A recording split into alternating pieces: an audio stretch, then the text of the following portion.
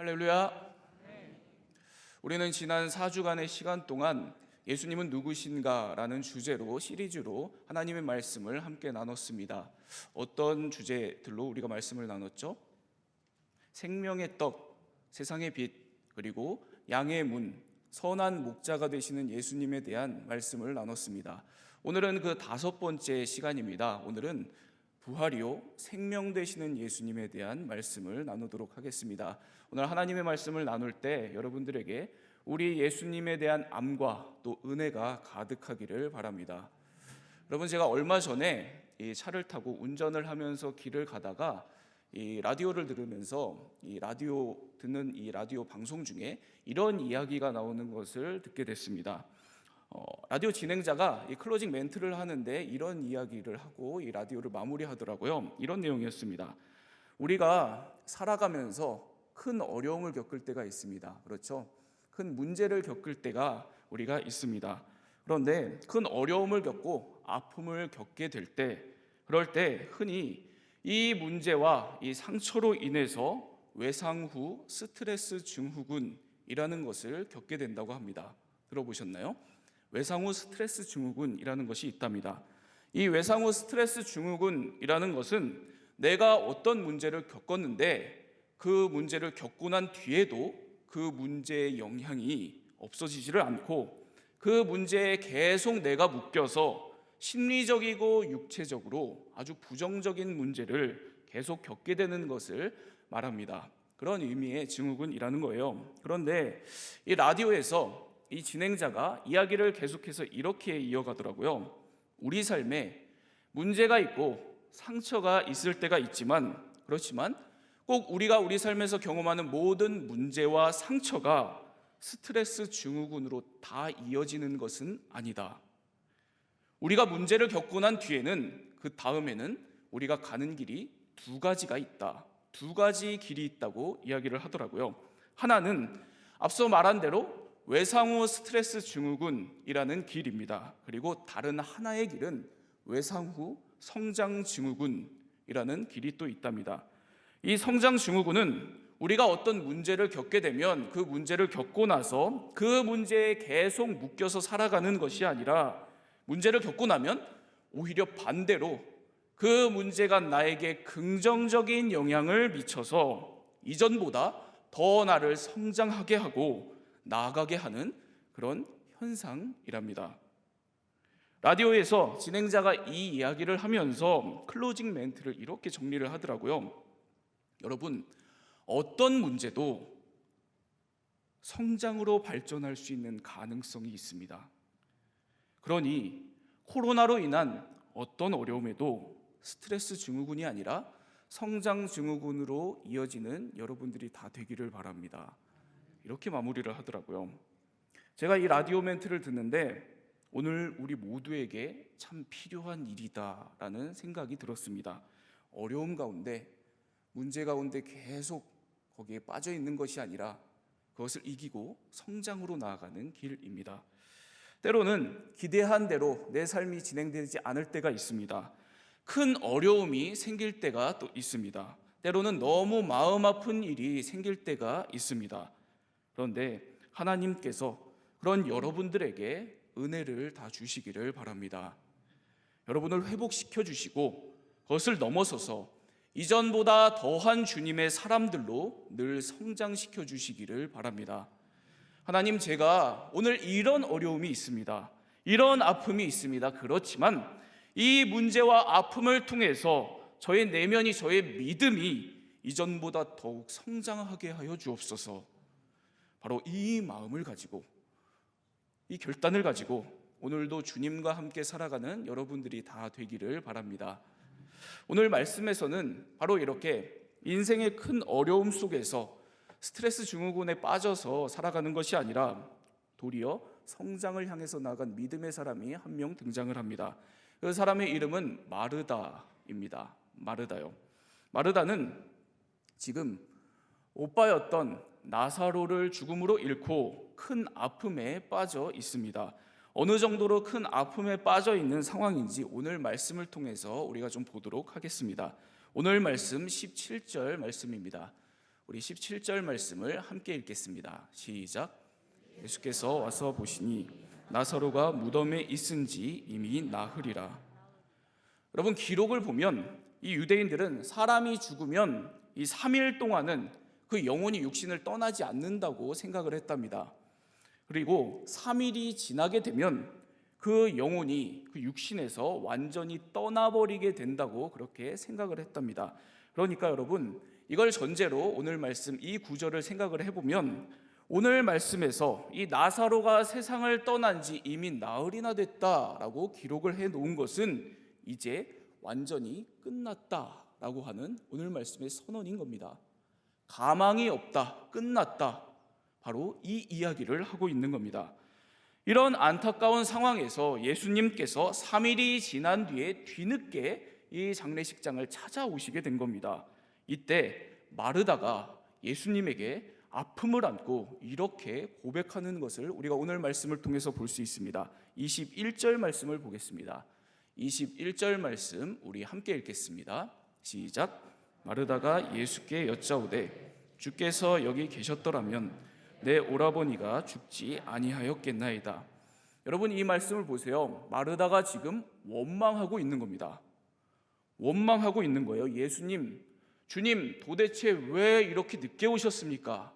바로 이렇게 원망하고 있는 겁니다. 예수님이 조금만 더 일찍 오셨더라면 내 오빠는 죽지 않았을 겁니다. 뭐 하다가 이렇게 늦게 오셨습니까? 내 가족이 이렇게 되도록 어디서 도대체 뭘 하셨습니까?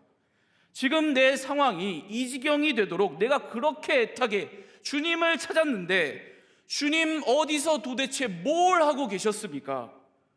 내 이 마음이 지금 너무 아픈데 회복이 안 되는데 그동안 주님 뭘 하고 계셨습니까? 큰 아픔으로 예수님께 이렇게 원망하고 있는 겁니다. 여러분, 이런 마르다 예수님께서 찾아오셔서 만나주시고 함께 대화를 나누면서 마르다의 내면이 변화하게 되는, 성장하게 되는 그런 사건을 오늘 이 말씀이 담고 있거든요. 오늘 말씀을 통해서 여러 어려운 상황 속에서도 우리를 성장으로 나아가게 하는 마음가짐은 어떠한 것인가, 그 말씀을 좀 나누도록 하겠습니다. 어려운 삶의 상황 속에서 우리들을 성장으로 나아가게 하는 마음가짐, 그 첫 번째는 다시 살아나리라의 마음가짐입니다. 다시 살아나리라의 마음가짐이요, 부활이요 생명이신 주님을 믿는 마음가짐입니다. 오늘 말씀 23절 말씀을 보도록 하겠습니다. 23절 말씀 우리 함께 읽겠습니다. 시작. 예수께서 이르시되 내 오라비가 다시 살아나리라. 마르다가 많은 슬픔 가운데, 원망 가운데 주님에게 이렇게 토로하고 있었습니다. 주님, 왜 이렇게 늦게 오셨습니까? 그러니까 주님께서 말씀하십니다. 네 오라비가 다시 살아나리라. 그러면서 이어서 예수님께서 하시는 말씀이 25절 말씀인데요, 우리가 25절 말씀도 함께 보겠습니다. 25절 말씀 함께 읽겠습니다. 시작. 예수께서 이르시되 나는 부활이요 생명이니 나를 믿는 자는 죽어도 살겠고.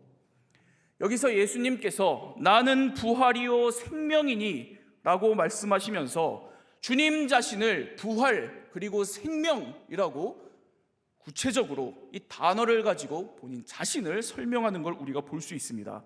여러분, 이게 무슨 뜻일까요? 이게 무슨 의미일까요? 부활만도 아니고 생명만도 아니고 이 두 가지를 왜 다 들어서 설명을 하고 계시는 걸까요? 다시 살아나리라, 부활, 생명, 이 모든 표현은 다 한 가지 개념을 뜻하는 말입니다. 히브리어로 카야라고 하는 단어입니다. 카야라고 하는 단어요. 이 카야라고 하는 히브리어 단어는 무슨 뜻이 있냐면 완전히 죽은 것 같은 상태에 있는 것을 다시 살려낸다는 뜻이 있습니다.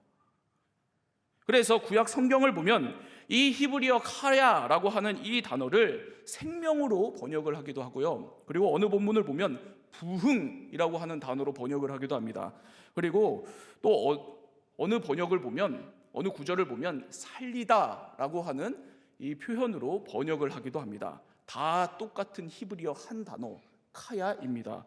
완전히 죽은 것 같은 상태에 있는 것을 다시 살려낸다는 그런 뜻입니다.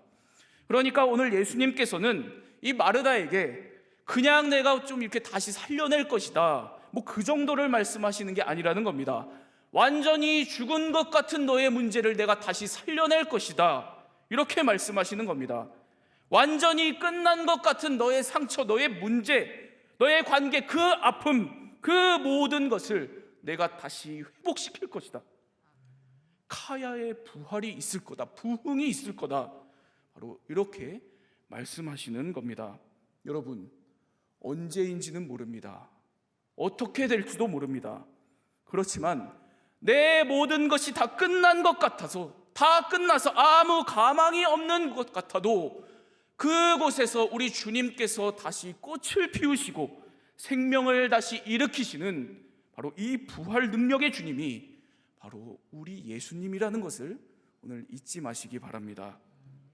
우리 주님이 바로 이 부활 능력을 갖고 계신 분이시라는 것을 잊지 마시기 바랍니다. 이렇게 완전히 죽은 것을 다시 살리는 이 능력의 주님을 오늘도 믿고 주님과 함께 살아가는 여러분들이 다 되시기를 바랍니다.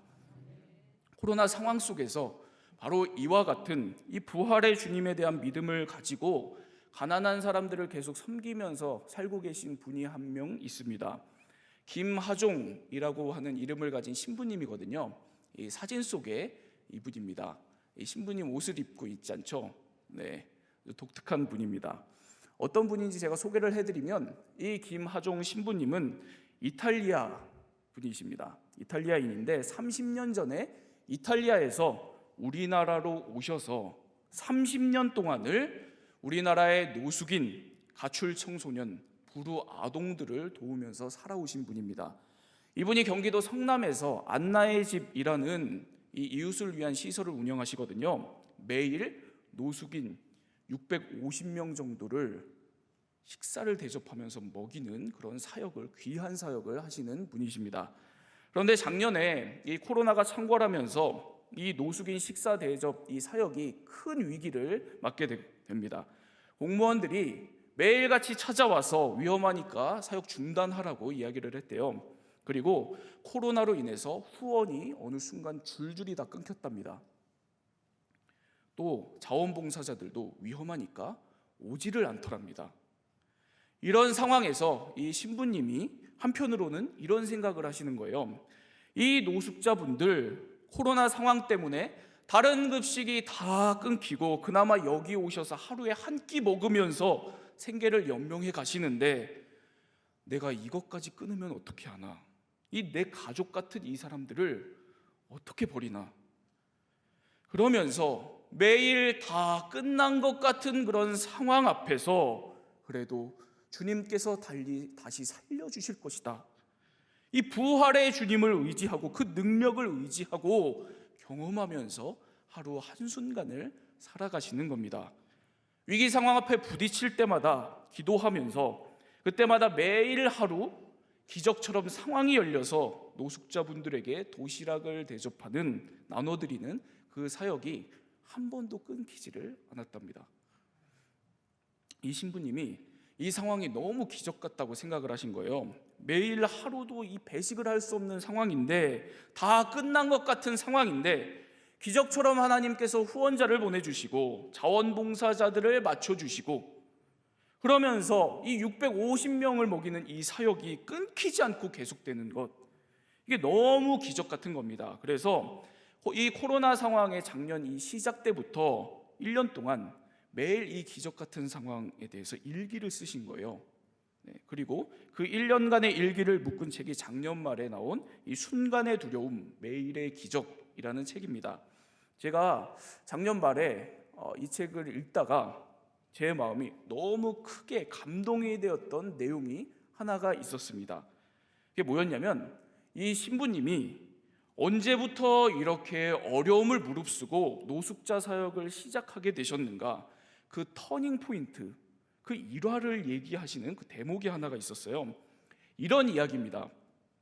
1992년에 이분이 성당에서 평범하게 그냥 사역을 하고 계셨대요. 그런데 그러다가 어느 날 갑자기 자기가 이 배정이 돼서 빈민 사역을 본인도 원하지 않았는데 하기 시작을 했답니다. 그래서 어느 날 한 번은 생활이 너무 어려운 장애인 한 분을 신방하게 됐대요. 아주 어렵게 사는 그 집을 방문했는데 이 신부님의 마음이 너무 불편한 겁니다. 방문한 분의 이 집이 사람이 사는 집이 맞나 싶을 정도로 너무 열악했던 거예요. 그리고 방바닥을 보니까 하반신이 마비된 이 50대 아저씨 한 분이 누워 계셨던 겁니다. 20대 때 하반신이 마비돼서 30년 동안 계속 그렇게 살고 계셨던 거예요. 그래서 이 신부님이 이 아저씨에게 물어봅니다. 식사는 어떻게 하고 사시냐고. 그러니까 이 아저씨가 이렇게 대답을 하셨대요. 옆집 사람들이 나를 기억해서 먹을 걸 갖다 주면 먹고 아니면 굶는다. 이렇게 대답을 하셨답니다. 이 신부님이 너무 마음이 안 좋았겠죠. 지금 눈앞에 있는 이 사람 완전히 끝난 것 같은 인생으로 보였던 겁니다. 아무 희망도 없고 아무 가망도 없는 인생이에요.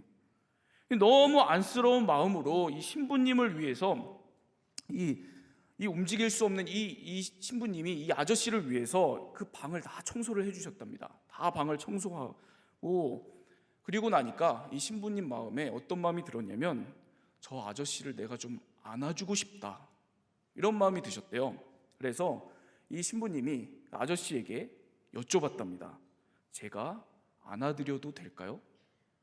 그러니까 아저씨가 흔쾌하게 네 좋습니다 라고 대답을 하시더래요. 그리고 그렇게 허락을 받고 이 신부님이 아저씨를 끌어안는데 앉는 순간 코를 찌르는 독한 냄새에 구역질이 올라왔답니다. 그런데 동시에 뭐가 벌어졌냐면 말로 표현할 수 없는 평화와 기쁨이 자기 내면에서 올라오면서 마음속에서 이런 음성이 자기에게 들리더랍니다. 나다, 두려워하지 마라.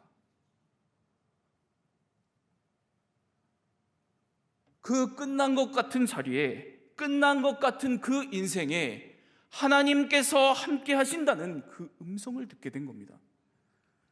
그때부터 이 신부님이 하나님의 수준만큼 넓은 시야로, 넓은 안목으로 세상을 다시 바라보게 됩니다. 어떤 끝난 것 같은 인생도, 이 세상이 끝난 것처럼 보는 그 인생도 결코 끝난 게 아니구나. 하나님이 함께 하시는구나. 하나님이 그 인생도 다시 살리기 위해서 지금도 일하고 계시는구나.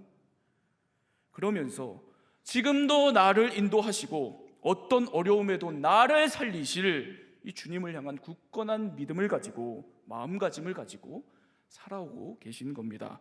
그리고 지금의 코로나로 인한 이 어려움 속에서도 매일같이 이 분명한 마음가짐을 가지고 하나님의 인도하심을 경험하면서 살아가고 있답니다. 여러분, 어떤 상황에서도 다시 살리시는 이 부활의 주님이 오늘 여러분들의 주님이라는 것을 잊지 마시기 바랍니다. 다 끝난 것 같은 상황, 앞이 보이지 않고 알 수 없지만 반드시 광야에 꽃을 피우시고 생명을 다시 일으키시는 이 부활의 주님이 여러분과 함께 계십니다. 다시 살아나리라, 다시 회복되리라. 절대 이 믿음을 포기하지 않고 오늘도 꼭 붙들고 이 마음가짐으로 살아가는 여러분들이 다 되시기를 바랍니다. 어려운 삶의 상황 속에서 성장으로 나아가게 하는 마음가짐, 그 두 번째입니다. 두 번째는 내가 믿나이다의 마음가짐입니다. 내가 믿나이다의 마음가짐이요. 주님, 제가 믿습니다. 주님, 제가 주님을 신뢰합니다. 바로 이 마음가짐이라는 겁니다. 오늘 말씀 25절에서 27절까지의 말씀 보겠습니다. 함께 읽겠습니다. 시작. 예수께서 이르시되 나를 믿는 자는 죽어도 살겠고 무릇 살아서 나를 믿는 자는 영원히 죽지 아니하리니 이것을 내가 믿느냐. 이르되 주여 그러하외다. 주는 그리스도시요 세상에 오시는 하나님의 아들이신 줄 내가 믿나이다. 여러분, 이 대화 한번 볼까요? 얼핏 보면 이 대화가 좀 이상하게 전개되고 있거든요. 예수님은 분명히 마르다에게 이렇게 질문을 던졌습니다. 나는 부활이요 생명이니 나를 믿는 자는 죽어도 산다. 살아서 나를 믿는 자는 영원히 죽지 않는다. 이것을 내가 믿느냐? 이렇게 물어보셨습니다. 이렇게 부활의 능력이 나에게 있다는 것을 너는 믿고 있냐? 바로 이렇게 질문을 하셨습니다. 그렇죠? 그런데 마르다는 오늘 전혀 생뚱맞게 다른 대답을 하고 있습니다. 마르다 이렇게 대답을 합니다. 주님은 그리스도시고 세상에 오시는 하나님의 아들이신 것을 제가 믿습니다. 내가 그것을 믿나이다. 이렇게 예수님이 질문한 것과 전혀 다른 대답을 마르다가 하고 있는 것을 우리가 볼 수 있습니다. 그런데 이 마르다의 대답이 굉장히 중요한 대답이거든요. 헬라어 원문을 보면 마르다의 이 대답 문장 제일 마지막에 있는 내가 믿나이다, 우리 성경에 있는 내가 믿나이다 이 표현이 헬라어 원문에는 문장 순서에는 제일 처음에 나와 있습니다. 서두에 나와 있다는 거예요. 그러니까 원문은 이렇게 되어 있는 겁니다. 내가 믿나이다. 주님이 그리스도시요 세상에 오시는 하나님의 아들이신 것을. 이 마르다의 믿음을 요한복음 말씀이 강조하고 있다는 겁니다. 내가 나사로를 살릴 것이다.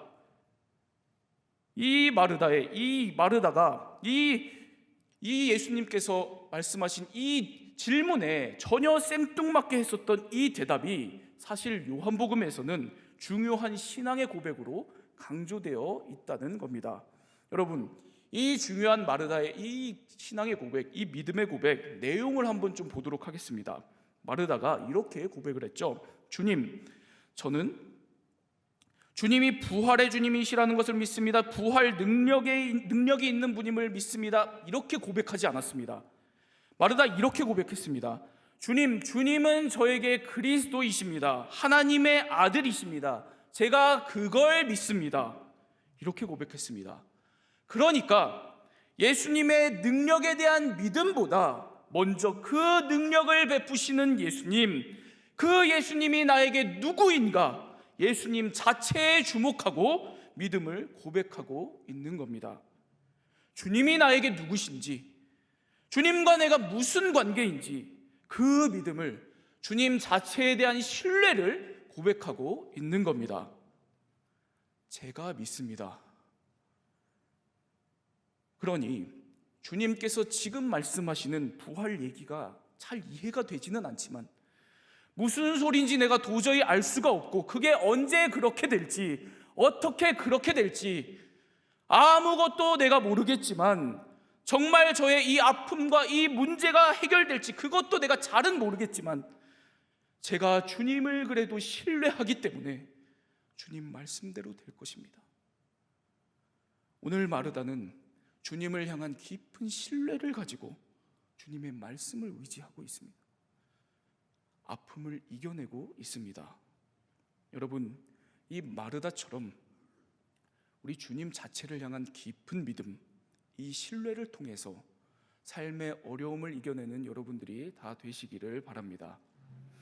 제가 지난주에 이 일간지 칼럼을 보다가 이렇게 우리 삶에 있어서 이 믿음, 이 신뢰가 가진 큰 중요성에 대한 이 글을 하나 본 적이 있습니다. 여러분, 며칠 전이었죠. 3월 20일이 무슨 날인지 아시나요? 무슨 날이냐면 세계 행복의 날이었답니다. 세계 행복의 날이요. 이런 날이 있더라고요. 세계 행복의 날. 매년 3월 20일이 되면 세계 행복의 날이라고 해서 이날에 유엔이 세계 행복 보고서라는 것을 발표를 합니다. 전 세계 국가별로 어느 정도로 각 국가별로 이 국민들이 행복을 누리면서 살고 있는지 삶의 여러 요소들을 조사해서 각 국가의 이 행복 지수를 수치로 보여주는 겁니다. 매년 1위를 다투는 나라들이 있어요. 어떤 나라들일까요? 핀란드와 덴마크, 이 나라들입니다.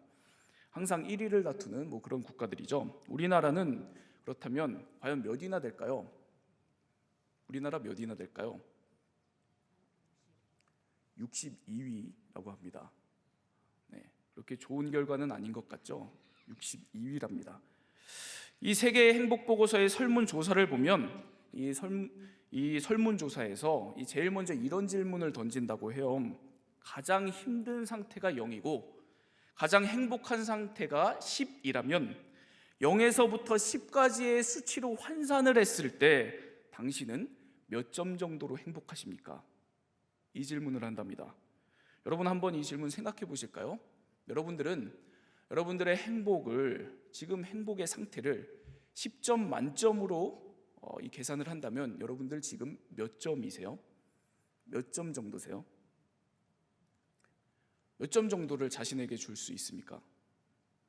지난 3월 20일에 발표한 이 2021년 세계 행복 보고서에 의하면 우리 대한민국의 행복 지수는 5.8이라고 합니다. 5.8이요. 평균이 5.8입니다. 그것보다 지금 내 행복 지수를 높게 평가한 분들은 이 감사할 일이겠죠. 근데 혹시 그것보다 낮게 평가한 분들은 힘을 많이 내시기를 바랍니다. 하나님의 은혜가 여러분들에게 있기를 바랍니다. 이 세계 행복 보고서가 이번에 아주 독특하게 다룬 것, 중점적으로 다룬 것이 하나가 있어요. 그것은 코로나입니다. 코로나가 전 세계적으로 사람들의 행복에 얼마나 영향을 미쳤을까, 이걸 중점적으로 연구해서 분석을 했대요. 그런데 놀랍게도 전 세계적으로 코로나의 문제가 사람들의 행복에 별로 영향을 미치지는 않았다라고 결과를 내놓았습니다. 코로나로 피해를 많이 본 나라라고 해서 그 나라의 행복 지수가 더 떨어지지 않았답니다.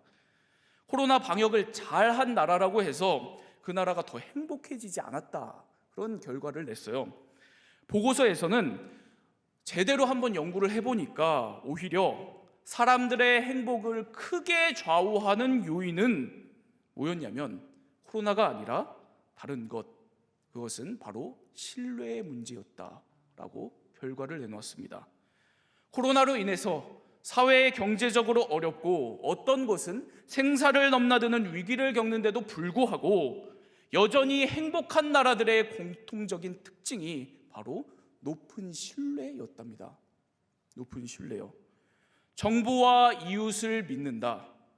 힘들 때 내가 의지할 존재가 있다.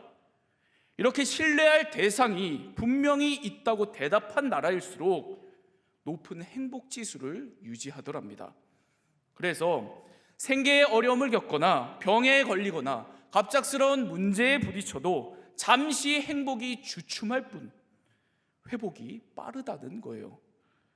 여러분, 이처럼 코로나를 겪고 있는 오늘날 이 세계 행복 보고서는 우리들에게 한 가지 중요한 사실을 오늘 알려주죠. 그것은 우리의 행복에 가장 중요한 영향을 미치는 것은 신뢰라는 겁니다. 신뢰요. 물질을 더 많이 갖는 것도 아니고 질병으로부터 더 안전해지는 것도 아니고 오늘 내가 깊은 신뢰 가운데 살아가고 있느냐 아니냐라는 겁니다. 다시 말하면 오늘 우리의 행복은 믿음의 문제라는 겁니다. 여러분 모두가 오늘 이 코로나 그리고 여러 삶의 어려움 속에서도 이 모든 어려움을 이기고 행복한 인생으로 다들 살아가시기를 바랍니다. 여러분의 행복 지수가 5.8이 아니라 늘 10점 만점으로 행복하게 살아가는 인생들이 다 되기를 바랍니다. 그러기 위해서는 무엇보다도 살아계신 주님을 향한 분명한 믿음, 분명한 신뢰, 바로 이것을 오늘도 꼭 붙들고 살아가는 여러분들이 다 되기를 바랍니다.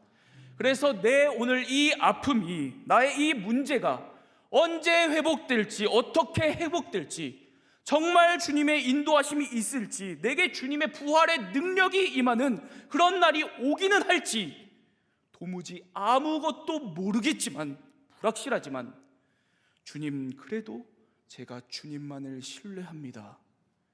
주님 말씀대로 될 것입니다. 이와 같은 주님을 향한 깊은 신뢰를 가지고 삶의 어려움을 이기고 귀한 주님의 사람들로 자라가며 살아가는 여러분들이 다 되시기를 바랍니다. 사랑의 하나님, 다 끝난 것 같은 상황, 어려움과 아픔 속에서도 주님께서 반드시 광야의 꽃을 피우시고 생명을 다시 일으키시는 부활의 주님이신 것을 우리가 바라봅니다. 주님 다시 살아나리라, 다시 회복되리라의 믿음 가지고 살아가는 우리가 되게 하여 주옵소서. 나의 이 문제, 아픔이 언제 회복될지, 어떻게 해결될지 아무것도 모르지만, 불확실하지만 주님, 그렇지만 오늘도 우리들이 주님 제가 믿나이다, 주님 제가 주님을 신뢰합니다, 주님 말씀대로 될 것입니다, 이와 같은 주님을 향한 깊은 신뢰를 가지고 어려움을 이기며 나아가는 우리가 되게 하여 주옵소서. 코로나19로 인해서 계속된 어려움에 있는 세상을 위해서 기도합니다. 주님, 코로나의 어려움이 속히 진정되게 하여 주시고 이 긴 코로나의 상황 속에서 이 세상의 모든 이들을 주님의 회복의 손으로, 능력으로 건져 주옵소서. 특별히 무엇보다도 코로나의 어려움 가운데, 사회적인 여러 문제들 가운데 우리 사회가 잃어가고 있는 이 신뢰의 문제가 속히 회복되게 하여 주셔서 세상의 모든 영혼들이 주님의 은혜 가운데 살아갈 수 있도록 함께 하여 주옵소서. 주님, 우리 상당교회 이 사순절의 기간 동안 다시 살아나리라, 내가 믿나이다의 신앙으로 주님을 바라보며 나아가는 시간 되게 하여 주옵소서. 부활을 향한 40일의 여정을 통해서 이와 같은 회복의 신앙으로 우리 모두를 인도하여 주시고, 어려운 세상의 이 현실 속에서 오늘도 귀한 믿음 붙들고 주님 붙들고 나아가는 그런 주님의 교회 되게 하여 주옵소서. 우리 모든 성도들 되게 하여 주옵소서. 그리하여 예배가 중심이 된 선교적 교회의 사명을 오늘도 귀하게 감당하는 우리 교회와 모든 성도들 되게 하여 주옵소서. 예수 그리스도의 이름으로 기도합니다. 아멘.